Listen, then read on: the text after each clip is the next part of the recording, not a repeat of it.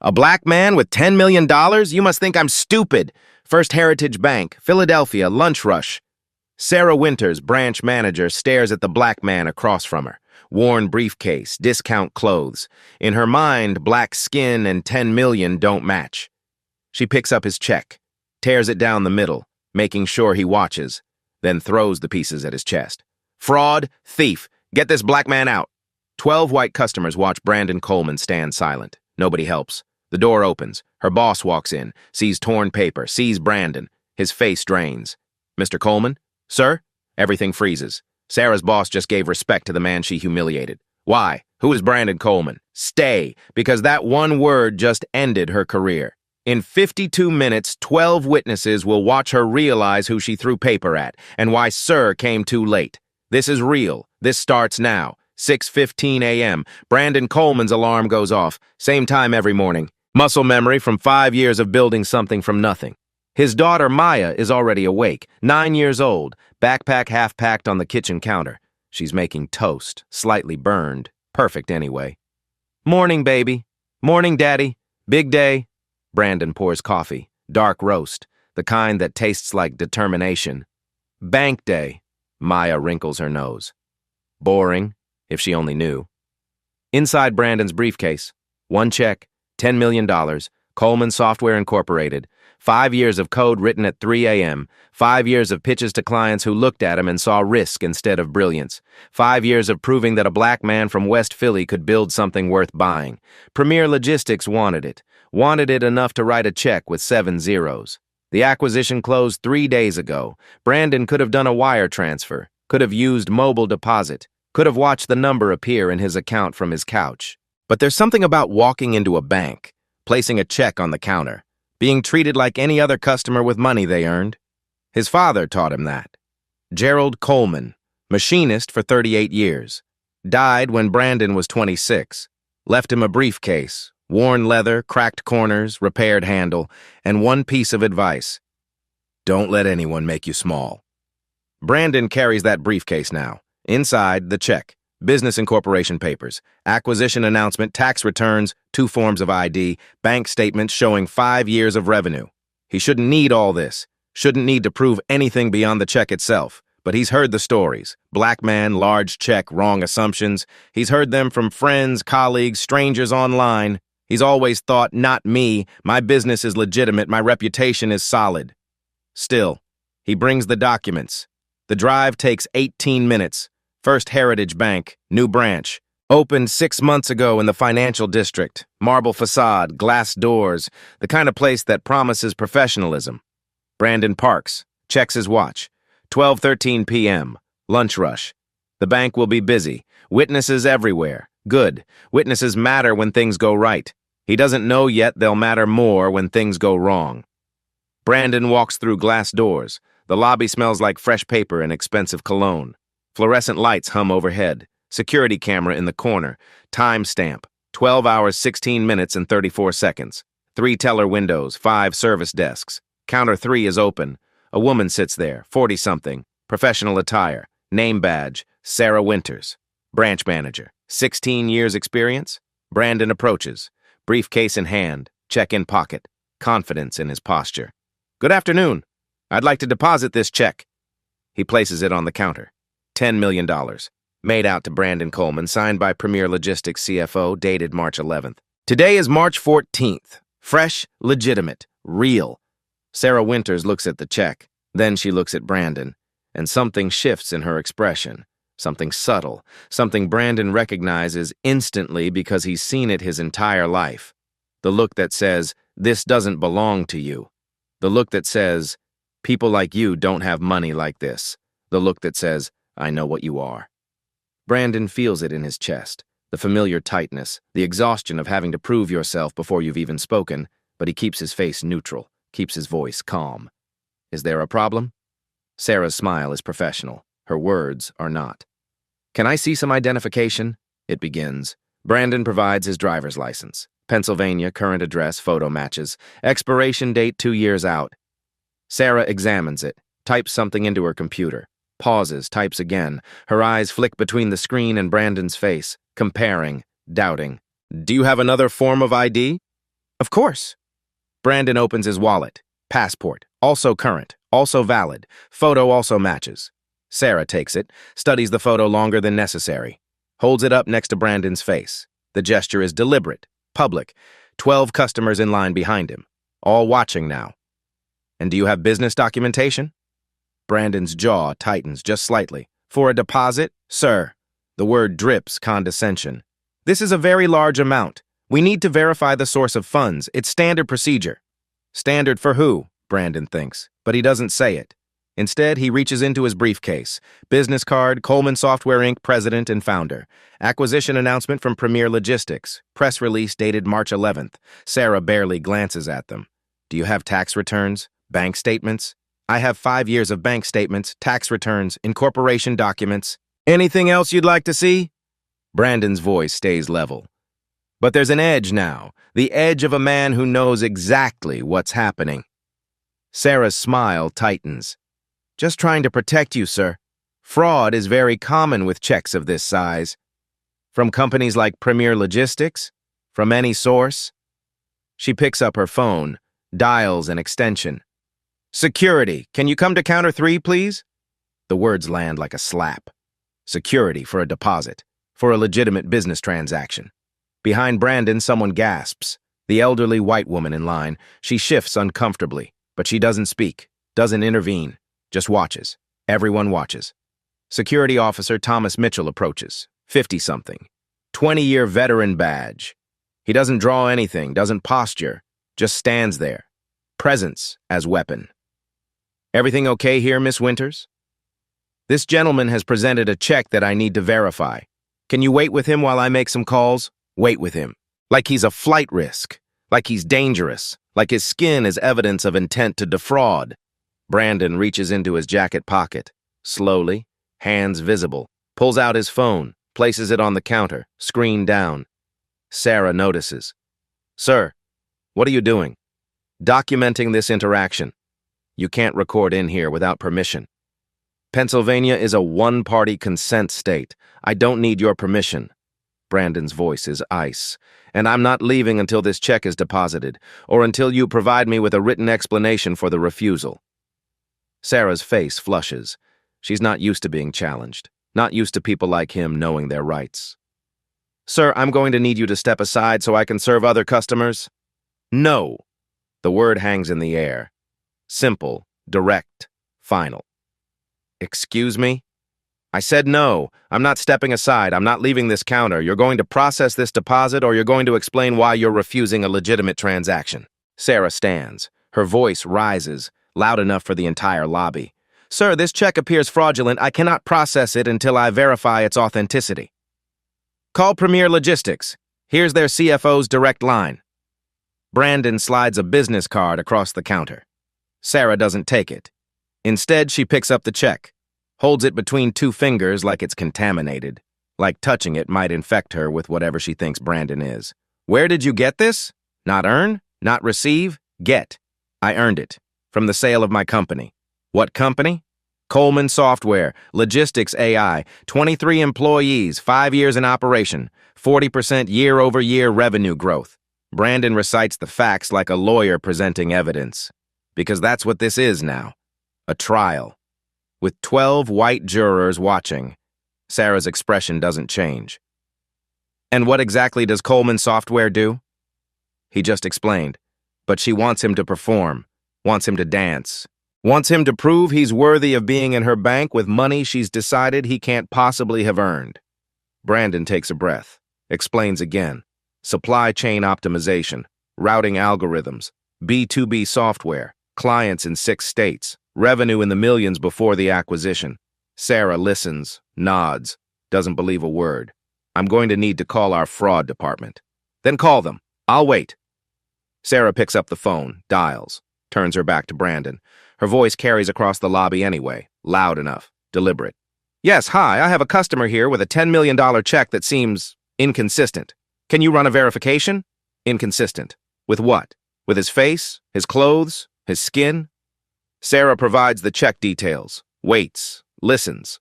Her expression shifts. Something she hears bothers her. She hangs up, turns back to Brandon. Sir, I've been informed that we need additional documentation before we can process this. I'm going to have to ask you to... What documentation? I've provided everything legally required. Corporate verification, business license, proof of... I have all of that. It's in my briefcase. Do you want to see it, or do you want to keep making this about something else? Sarah's face hardens. Sir, I don't appreciate your tone. And I don't appreciate being treated like a criminal for trying to deposit money I earned. Silence. The entire lobby holding its breath. Sarah Winters makes her decision. She picks up the check, stares directly at Brandon, and tears it. Not quickly, not in frustration, deliberately, methodically, down the middle. The sound of paper ripping cuts through the silence like a gunshot. Then she tears it again. Quarters. Someone behind Brandon makes a noise. Shock, disbelief, but no one speaks. No one stops her. Sarah crumples the 4 pieces, steps around the counter, and throws them at Brandon's chest. Paper rains down onto his shoes, onto his briefcase, onto the dignity he walked in with 52 minutes ago. This check is fraudulent, Sarah's voice echoes. And you, sir, are attempting to commit fraud. Security, escort this man out of my bank. I'm calling the police. Brandon doesn't move, doesn't bend down to pick up the pieces, just stands there. 12 white customers staring, security officer shifting uncomfortably, Sarah Winters smiling with satisfaction. This is the moment Brandon Coleman has to decide. Stay silent, let her win, walk away, or... He bends down, picks up the 4 pieces of his check, his future, his 5 years, his proof that he built something, places them carefully in an envelope from his briefcase. Looks at Sarah Winters, his voice quiet, deadly calm. What is your full name? Sarah Winters, branch manager, and you need to leave before I have you arrested. Thank you, Miss Winters. Brandon picks up his phone, takes a photo of her name badge, of the torn check pieces, of the security camera timestamp. Evidence. Then the door opens. James Anderson walks through the glass doors at 12:52 p.m. Regional Vice President, 51 years old, tailored suit, confidence that comes from 25 years in banking. He's not supposed to be here. Had a lunch meeting 3 blocks away, decided to stop by the new branch, check in, see how Sarah's handling the lunch rush. He walks into chaos. 12 customers frozen in line, security officer standing awkwardly by counter 3, a black man with a briefcase and a phone, papers scattered on the floor, and Sarah Winters, his branch manager, red-faced and pointing. I said get out before I call the police. Anderson's instinct, support his manager, trust her judgment. She's been with the bank 16 years, she knows protocol. But something makes him pause. The man at counter 3. Something familiar about his posture, the way he's standing, not aggressive, not defensive, just present, like he belongs exactly where he is. Anderson steps closer, sees the man's face. Recognition hits like cold water. Oh no, oh God, no. Mr. Coleman? The lobby freezes. Sarah's pointing finger drops. The security officer turns. The 12 customers lean forward. Brandon Coleman turns slowly, looks at James Anderson. No surprise on his face. Just cold, measured assessment. Mr. Anderson. They know each other. Sarah's brain scrambles to process this. How do they know each other? Why is the regional VP using Mr.? Why does his voice sound like that? Nervous, almost panicked. Anderson's eyes drop to the floor. Paper pieces. He bends down, picks one up. It's a quarter of a check. He can make out Lion Dollars, Brandon Cole, Ramir Logis. His blood goes cold. What? His voice cracks. He clears his throat. Tries again. What happened here? Sarah rushes to explain. Sir, this man attempted to deposit a fraudulent check. $10 million. Obviously fake. I refused the transaction and called security. He became aggressive, started recording without permission, refused to leave the premises. Stop. Anderson's voice cuts through her justification like a blade. Stop talking. Sarah blinks. She's never heard him use that tone. Not with her. Not with anyone. Anderson looks at Brandon. Really looks at him. Sees the phone on the counter. Sees the composed fury in Brandon's posture. Sees exactly what just happened here. Mr. Coleman. Anderson's voice is careful now. Respectful. Terrified. Sir, could we please speak in my office? Sir. The word detonates in the lobby. Sarah's face drains of color. The customers exchange glances. The security officer takes a step back. Sir, not this gentleman. Not sir in the dismissive way Sarah kept using it. Sir with weight, with respect, with recognition of status. Brandon doesn't move. Your branch manager just destroyed my property, accused me of fraud, called security, threatened to have me arrested, and now you want to talk in private? Mr. Coleman, please, I can explain. Explain what? Brandon's voice is still quiet, still controlled, but there's steel underneath. Explain why your manager assumed a $10 million check couldn't possibly belong to a black man? Explain why she didn't make a single phone call to verify it before tearing it up. Explain why I had to provide 3 forms of ID while the white woman behind me provided one. The white woman behind him, elderly, well-dressed, nods. She did provide only one ID. She noticed. Anderson's face is white now, bloodless. He knows what this is, what this looks like, what this will cost. Sir, there's been a terrible misunderstanding. There's been no misunderstanding. Brandon picks up the envelope with the torn check pieces. Your manager understood perfectly. She saw a black man with money and decided I didn't deserve respect, didn't deserve basic customer service, didn't deserve the benefit of doubt that you give to every white customer who walks through that door. Sarah tries to speak.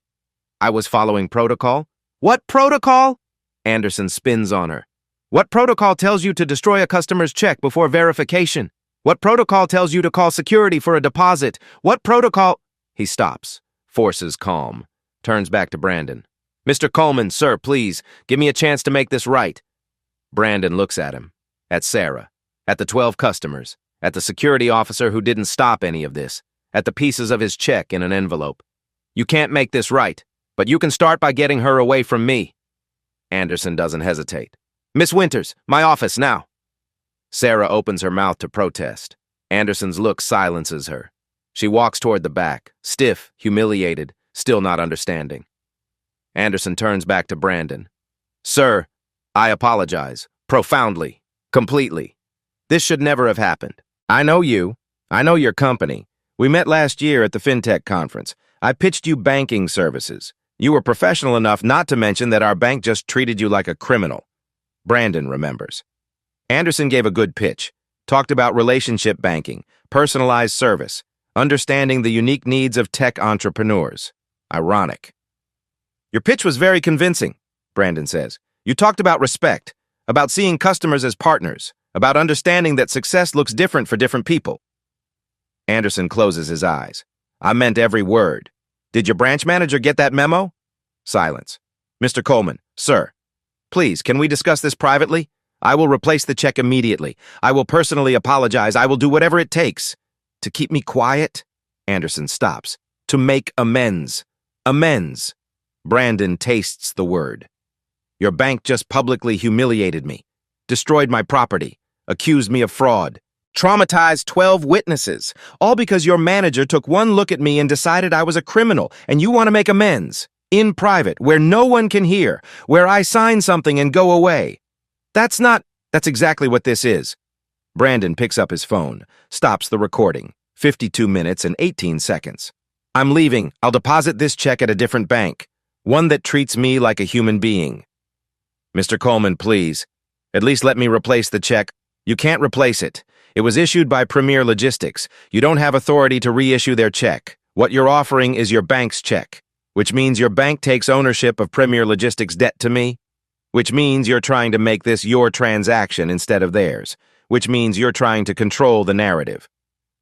Anderson stares. This is not a man he can patronize. This is not a man who doesn't understand banking. Brandon continues. Here's what's going to happen.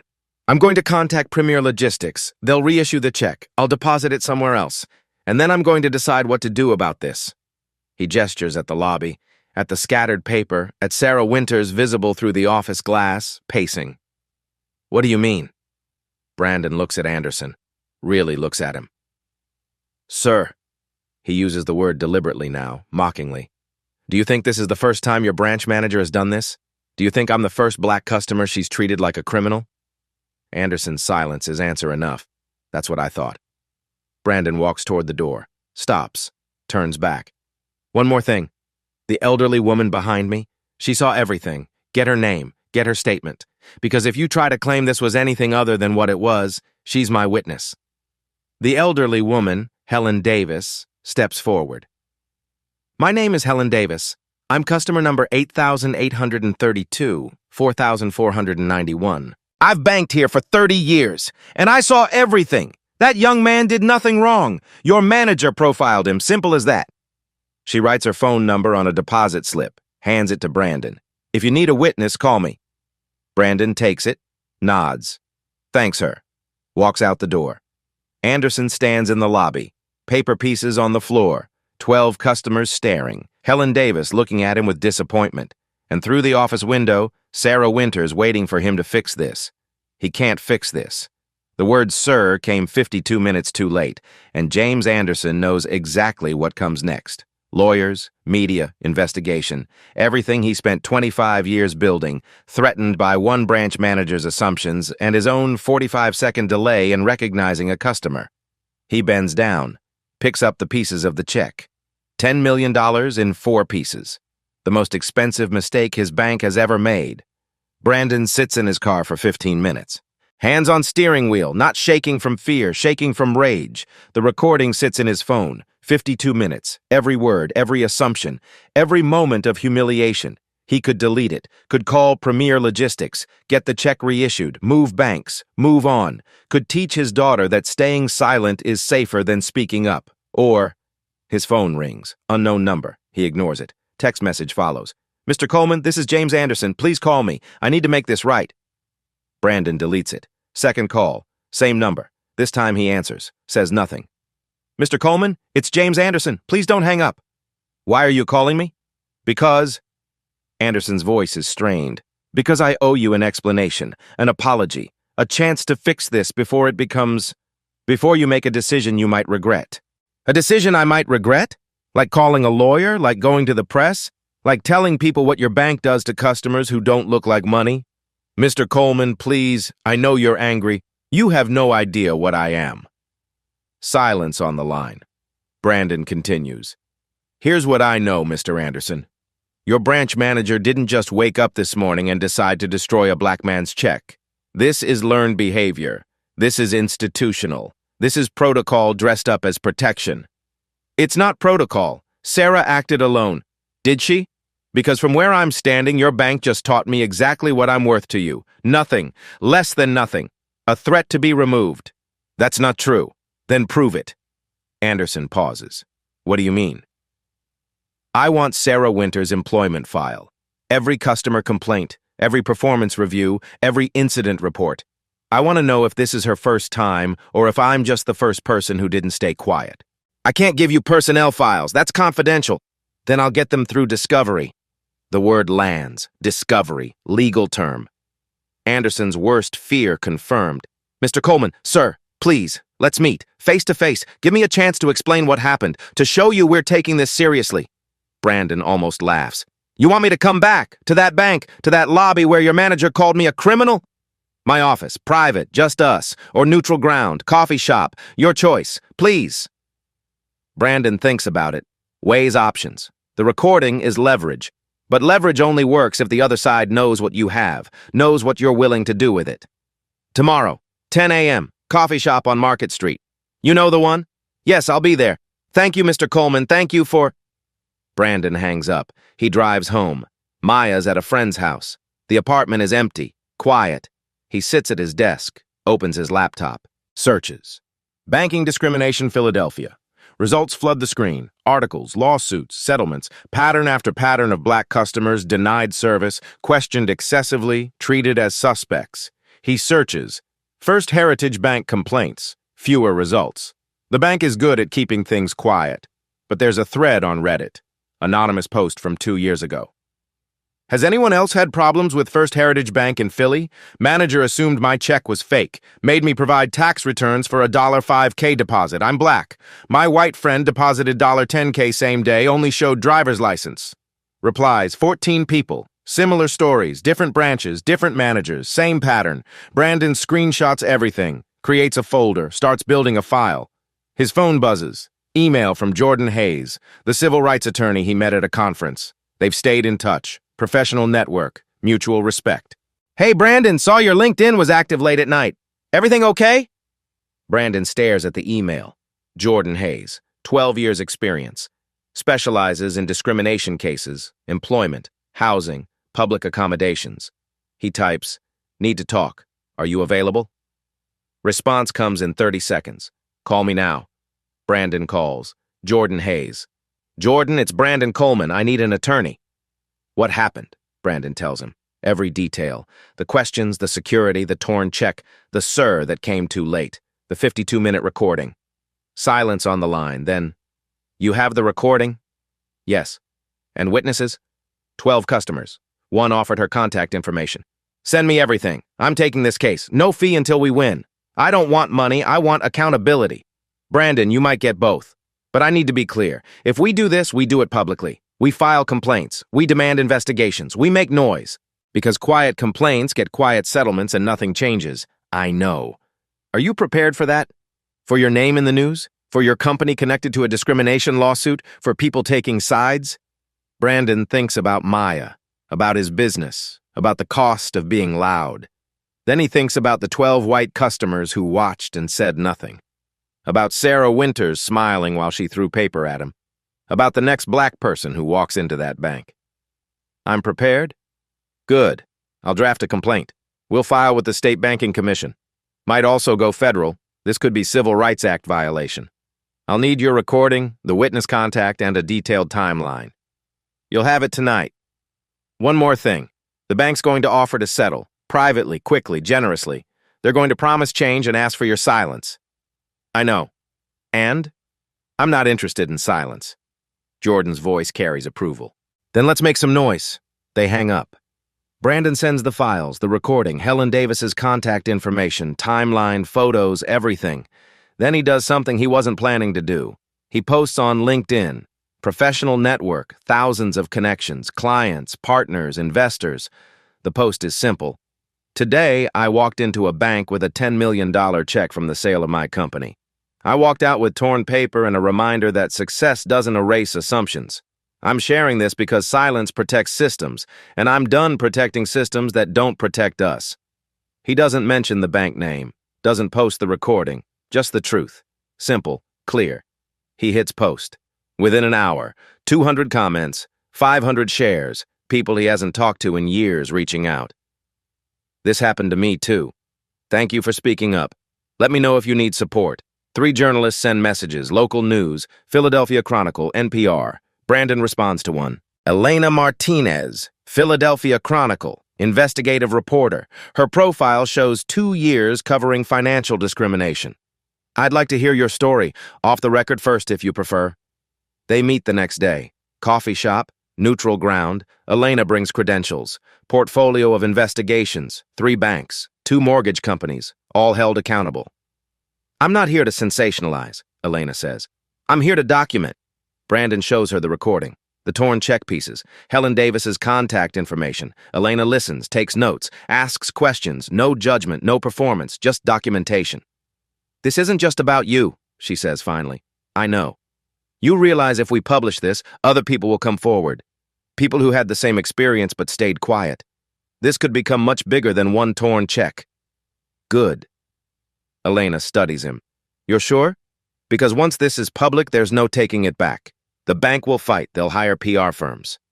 They'll try to discredit you. They'll make this about anything except what it actually is.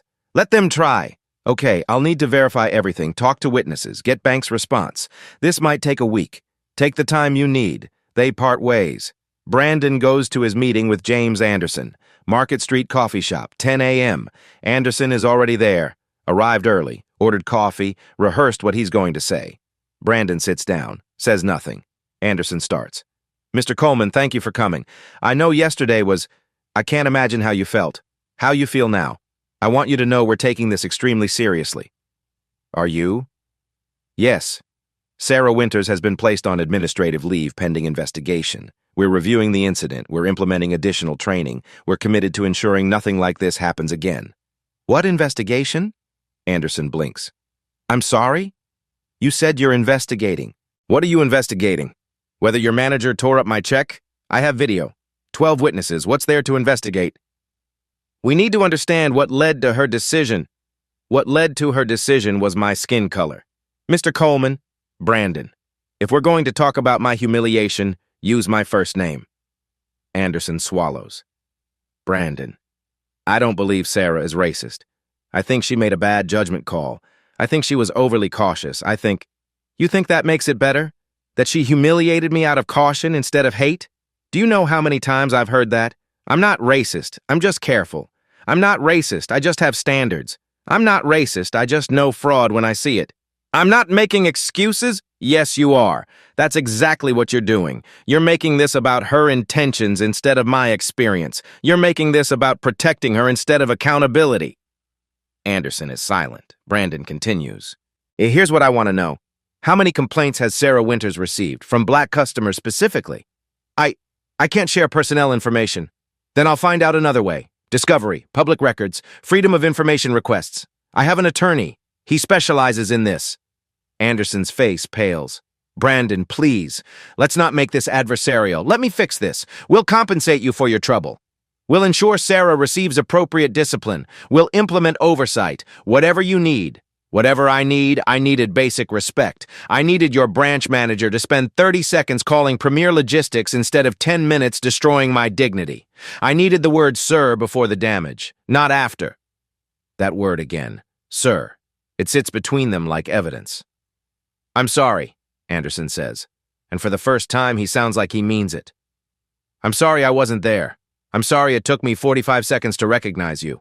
I'm sorry that 45 seconds cost you something I can't give back. Brandon looks at him, sees genuine regret, also sees calculation. Anderson knows a lawsuit is coming, knows bad press is coming, knows this conversation is his last chance to contain it. Your apology doesn't change anything, but I appreciate it. Brandon stands. I'll be filing a formal complaint with the State Banking Commission. I'll be sharing my story publicly, and if other victims come forward, and they will, I'll support them too. Brandon, wait, please. What if we settle this, privately, generously? You name the amount. We make this right without accountability, without change, without anyone knowing your bank trains managers to profile customers. We don't train them to... Then how did Sarah learn it? Silence. Brandon walks toward the door, stops, turns back. You called me sir yesterday, after your branch manager threw my check at my chest, after she called me a criminal, after she humiliated me in front of 12 people. You called me sir when it was too late to matter. Anderson says nothing. Next time, with the next black customer who walks into your bank, maybe say it sooner. Brandon leaves. Behind him, James Anderson sits with cold coffee and the knowledge that sir will haunt him for the rest of his career. April 8th. Elena Martinez's article goes live. Philadelphia Chronicle, front page digital. Banking while black. One torn check, 52 minutes of audio, and a question about who deserves respect. The article includes Brandon's story, Helen Davis's witness statement, excerpts from the recording, not the full 52 minutes, but enough. Sarah Winters' voice. You probably can't afford lunch. The sound of paper tearing. Brandon's calm response. What is your full name? And the moment. The door opening. James Anderson's voice. Mr. Coleman, sir. Elena's analysis is surgical. The word sir arrived at minute 52. The humiliation began at minute 1. The question is, why did respect take 51 minutes to recognize? By noon, 400,000 views. By evening, 1.2 million. Comment section becomes testimony. Real people, real stories. Same bank, same pattern. First Heritage, 2019. They made me provide 3 pay stubs for a $2,000 deposit. I'm black. White customer ahead of me showed driver's license only. Sarah Winters personally denied my small business loan, called my business plan unrealistic. I'm a doctor.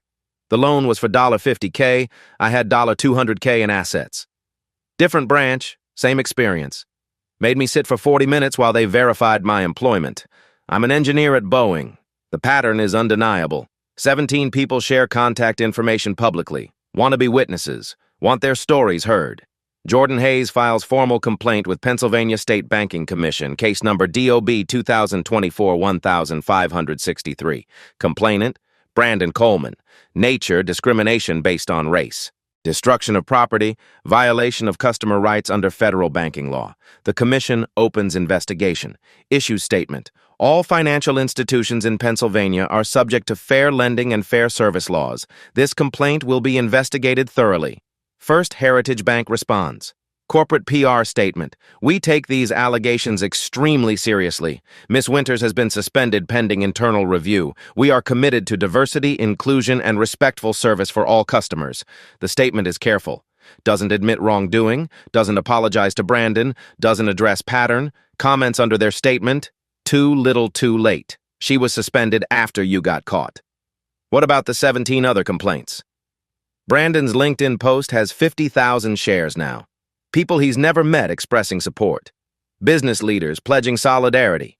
3 speaking invitations. 5 podcast requests. He declines most, accepts one. NPR's All Things Considered. The interview is 15 minutes. Brandon's voice is measured, calm, no anger, just facts. Host. What did you feel when she tore up your check? Brandon. I felt what I've felt my entire life, the exhaustion of having to prove I belong in spaces where my skin color raises questions before my credentials answer them. Host. And when Mr. Anderson said, sir? Brandon pauses. I felt like he was apologizing to the wrong version of me. He was saying sir to the successful entrepreneur he recognized, but he should have been saying it to the black man his employee just humiliated, because respect shouldn't require recognition. It should be default. The clip goes viral. The phrase respect shouldn't require recognition becomes a hashtag. April 10th, Brandon's phone rings. Unknown number. He's learned to answer these now. Mr. Coleman? This is Anthony Richardson.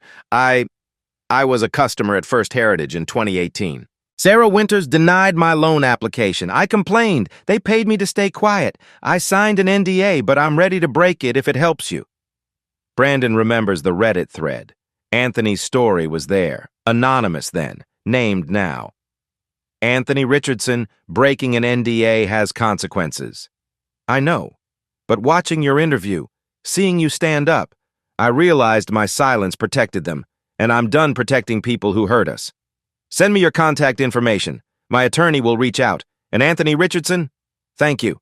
No, man, thank you for not staying quiet. They multiply. By April 15th, 23 people have contacted Jordan Hayes. Different years, different branches, different employees. Same pattern.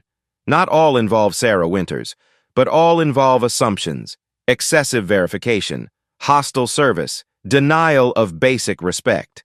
The State Banking Commission expands investigation scope.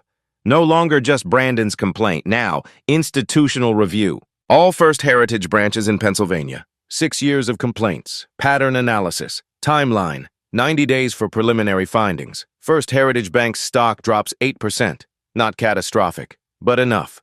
Board members start asking questions. Investors want answers.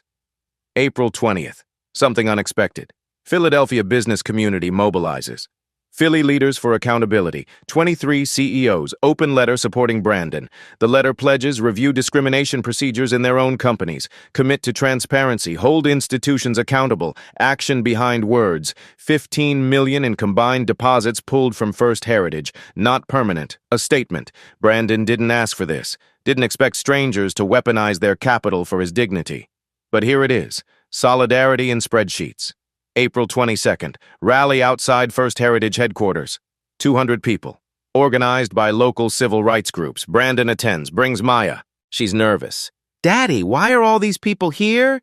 Because they think fairness matters. Does it? Brandon looks at the crowd, sees faces he doesn't know defending a principle that costs them nothing but means everything to him. It's starting to. Speakers share stories, other victims, other banks, other moments when Sir came too late or never came at all. Helen Davis speaks, the elderly white woman from the bank. She's 86 years old, been a customer for 30 years, closing her accounts.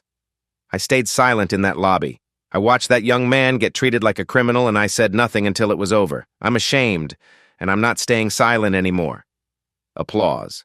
Not for her specifically. For the acknowledgement. For the complicity named. Brandon watches. Thinks about James Anderson. About the word sir. About how respect given late is just regret wearing a costume. His phone buzzes. Text from Anderson. Can we please talk? This has gotten out of hand. Brandon doesn't respond. Because it hasn't gotten out of hand. It's gotten into the right hands. Public hands. Accountable hands. For the first time since March 14th, Brandon Coleman sleeps through the night. May 3rd. Anonymous email to Elena Martinez. Subject: You need to see this. Attachment: PDF, 52 pages. Customer Risk Assessment Protocol version 3.2, Internal Training Manual, dated March 2022, marked confidential. Elena opens it, starts reading. By page 10, she's calling Brandon. You need to see this. They meet. Coffee shop. Same one where Brandon met Anderson. Different outcome. Elena slides her laptop across the table. Someone inside the bank sent this. Whistleblower. Won't identify themselves yet. But look at section 2. Brandon reads. Enhanced due diligence triggers. The list includes deposits exceeding $50,000 from non-established customers, transactions from high-risk zip codes. Appendix C lists the zip codes. Brandon recognizes them. West Philadelphia, North Philadelphia, predominantly Black and Latino neighborhoods, not explicitly racial, functionally racial. Section 3. Unlikely customer profiles. Defined as deposits or transactions that seem inconsistent with customer presentation. Customer presentation, undefined, discretionary, code. They trained her, Brandon says quietly. Sarah Winters didn't invent her suspicions, she was taught them. Elena nods. And there's more. Look at the performance metrics. Another document. Branch Manager Evaluations. Sarah Winters Q4 2023 exceeds expectations. Key strength. Proactive fraud prevention. Identified 12 high-risk situations. Bonus tied to this metric, $8,500. Brandon cross-references dates. Those 12 high-risk situations align with complaint dates. 11 complaints from customers of color. Sarah Winters was rewarded for discrimination, paid to make assumptions. This isn't about one branch manager, Elena says. This is policy. Does Jordan know? I'm sending it to him now. Jordan Hayes receives the documents. Calls Brandon within an hour. This changes everything. We're not just suing for individual discrimination. This is systemic, institutional. This goes to the board level. Can we prove board knowledge? Working on it. But this training manual? Someone approved it. Someone budgeted the bonuses. Someone decided customer presentation was acceptable criteria. That's not Sarah Winters. That's corporate. May 4th. Elena publishes follow-up investigation. Leaked documents show discrimination training at First Heritage Bank. The article includes excerpts from the manual, analysis of the zip code list, Sarah Winters' performance review, connection between bonuses and complaints. Conclusion: First Heritage Bank didn't have a rogue employee problem. They had a policy problem disguised as fraud prevention. Reaction is immediate.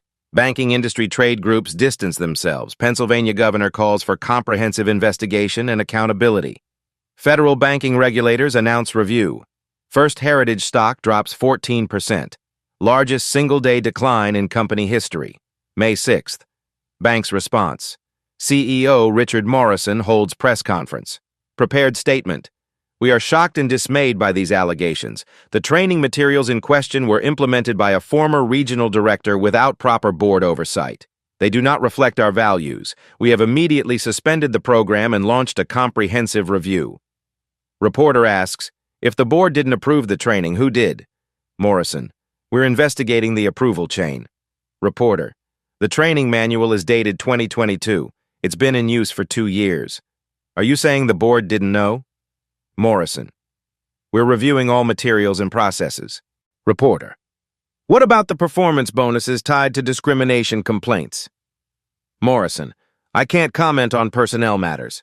Reporter, Mr. Coleman stated that Regional VP James Anderson called him sir only after recognizing him. Does your bank train employees to show respect only to customers they recognize? Morrison, silence. Then, of course not. Mr. Anderson's response was appropriate once he understood the situation. Reporter, so the situation required understanding before respect? The exchange goes viral. Morrison's inability to answer becomes the story. The clip. The situation required understanding before respect. Proof. The bank doesn't see the problem. Respect is earned by recognition, not given by default. May 8th. 23 victims becomes 31. 8 more employees come forward. We were trained this way. We thought it was protocol. One former employee, Terry Wilson, compliance officer for 15 years, provides additional documents. Email chains, settlement agreements, statistical analysis showing 89% of discrimination complaints came from customers of color, despite them representing only 34% of customer base. Terry Wilson's statement, "I tried to raise concerns internally. I was told settlements were cheaper than changing culture. I resigned in 2023, should have resigned sooner." Jordan Hayes files amended complaint. No longer individual case. Now, class action, pattern and practice discrimination, Civil Rights Act violation, requests, institutional reform, third-party oversight, public disclosure of all settlements since 2018, damages, uncapped. State Banking Commission announces public hearing May 14th, live streamed. All parties required to testify under oath. Brandon will testify. Sarah Winters will testify. James Anderson will testify. CEO Richard Morrison will testify. And the country will watch. May 10th, Brandon receives letter. Law firm Morrison and Blake. On behalf of First Heritage Bank, settlement offer, confidential generous terms, $2.5 million, NDA, withdrawal of all complaints, agreement not to disparage the bank or its employees. Brandon shows Jordan. "They're scared," Jordan says. "They know the hearing will destroy them. They're hoping money buys your silence." "What do you think?" "I think $2.5 million is life-changing money. I think it's your decision. I think no one would blame you for taking it." Brandon looks at the letter, at the number, at the word confidential, thinks about Maya's college fund, about retirement, about security, thinks about the 31 other victims, about the word "sir" arriving too late, about training manuals teaching people to judge him by his skin. "No," Jordan smiles. "Good. Because we're about to win a lot more than money." May 14th, Pennsylvania State Banking Commission, room 402, every seat filled. Overflow watching live stream, 48,000 viewers at start. Commissioner Patricia Williams presiding. Stern, fair. 20 years on the commission, seen everything, this is different. 9 a.m. Hearing begins. Commissioner Williams. "We're here to investigate complaints of discriminatory practices at First Heritage Bank. This is a fact-finding hearing. Testimony will be under oath. Recordings are permitted." 9:30. Sarah Winters called, sworn in. Her attorney, expensive, from Morrison and Blake, sits beside her. Jordan Hayes conducts examination. "Miss Winters, on March 14th, you refused to process a deposit from Brandon Coleman. Why?"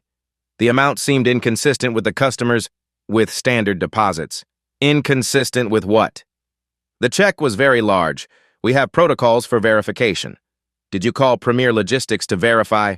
I attempted to verify through our fraud department." "Did you call the company whose name was on the check?" Silence. "Miss Winters, yes or no?" "Did you call Premier Logistics before destroying Mr. Coleman's check?" "No." "How many forms of identification did you request from Mr. Coleman?" 3. "Is that standard?" "For large deposits, yes." "How many forms of ID do you typically request from customers depositing large amounts?" "It depends on the situation." Jordan introduces evidence. Video footage from bank cameras, dated March 14th, timestamp showing 3 white customers depositing amounts between $75,000 and $120,000. Each provided one ID. "Miss Winters, these customers deposited more than Mr. Coleman. They provided one ID. He provided 3, and you still refused. Why?" "Each situation is different." "What was different about Mr. Coleman's situation?" Sarah's attorney objects. "Relevance." Commissioner Williams. She may answer. Sarah. "The check seemed fraudulent." "Based on what evidence?" "Based on my training and experience." Jordan introduces training manual. "Have you seen this document before?" "Yes." "Did you receive this training?" "Yes." Page 23. Unlikely customer profiles. What does that mean? Customers whose transactions seem inconsistent with their presentation. And Mr. Coleman's presentation was inconsistent because... Silence. The answer is in that silence. 11 a.m. James Anderson testifies. Sworn in, nervous. "Mr. Anderson, you arrived at the branch at approximately 12:52 p.m. What did you observe?" "I saw Mr. Coleman at the counter. I saw paper on the floor. Miss Winters appeared upset." "When did you recognize Mr. Coleman?" "Almost immediately." "What did you say?" "I said Mr. Coleman." "And then?" Anderson hesitates. "I said, sir." "Why did you use that word?" "It's respectful." "Did Miss Winters use that word?" She may have, I don't recall. Jordan plays audio recording. Sarah's voice. Sir, this check is fraudulent. Sir, you need to leave. Mr. Anderson, miss. Winners use sir as dismissal. You used it as respect. What changed between her usage and yours? I recognize Mr. Coleman. So respect came with recognition? No, Mr. Anderson, simple question. If you hadn't recognized Mr. Coleman, would you have called him sir with respect? Silence. Then quietly, I don't know. That's the problem, isn't it? Respect shouldn't require recognition. The phrase lands. The room is silent. 1 p.m., Brandon testifies. He requested to go last. Wants the final word. Sworn in, calm, prepared. Jordan asks basic questions, timeline, facts. Then, Mr. Coleman, when Regional VP Anderson said, Sir, what did you feel? Brandon looks directly at Commissioner Williams, at the live stream camera, at the 73,000 people now watching. I felt like respect was being given to the version of me he recognized, the CEO, the successful entrepreneur, but respect wasn't given to the version of me that walked in 52 minutes earlier. The black man with a check. That version didn't deserve sir until he was recognized. And that's the problem. Dignity shouldn't require credentials. Respect shouldn't require recognition. The word sir should have been there from the beginning. Not as apology, but as default. Silence. Even the live stream chat stopped scrolling. Commissioner Williams speaks. Mr. Coleman, what outcome are you seeking? I want the training manual destroyed. I want independent oversight. I want every complaint from the past 6 years reviewed and victims compensated. I want transparent reporting. And I want assurance that the next black person who walks into First Heritage Bank gets respect before recognition. 4 p.m. Commissioner Williams issues preliminary findings. Based on testimony and evidence presented, this commission finds probable cause that First Heritage Bank engaged in systematic discriminatory practices. Training materials contain coded language that disproportionately targets customers of color. Performance incentives reward behavior that discriminates. Management failed to implement adequate oversight. Remedies pending final order, $4.3 million fine. Mandatory third-party monitor for 3 years, public disclosure of all settlements, individual liability recommendations, Miss Winters terminated and barred from banking. Mr. Anderson, formal reprimand and mandatory retraining, CEO Morrison, personal fine and oversight requirement. The room erupts, applause, quickly silenced by Commissioner Williams. Final order in 3 weeks, June 3rd, final order issued, everything Commissioner Williams promised. Plus, First Heritage must establish $5 million fund for victim compensation, must implement transparent complaint process, must report demographics annually. Brandon receives settlement, $850,000, not the $2.5 million they offered, but earned through accountability, not purchased silence. He donates $200,000 to Civil Rights Legal Fund, creates scholarship at Temple University. The Gerald Coleman Scholarship for students who refuse to be made small. September. Brandon walks into PNC Bank. Different institution. Routine deposit. $750,000. New contract. Teller. Good morning, sir. How can I help you? Sir, from the beginning. Before credentials. Before recognition. The way it should have been. Brandon deposits the check. No extra IDs, no questions, no assumptions, just service. Respectful, professional, default. He drives home. Thinks about March 14th, about torn paper, about 52 minutes, about the word sir arriving too late to save anyone. Maya asks, Daddy, was it worth it? The fight? Yeah. Brandon thinks about the 31 other victims who found justice, about the training manual destroyed, about the next black person who walks into a bank and gets respect before recognition. Yes, baby, it was worth it. Because dignity shouldn't need proof. Respect shouldn't need recognition. And the word sir? It should come at minute 1, not minute 52. If this story moved you, if you believe respect should be default, not earned, share it. Not for views. For the person who needs to know your dignity matters from the moment you walk in. Hit like if you believe sir should never come too late. Subscribe because these stories need telling. And comment, has this happened to you? Let's make respect the default, not the exception.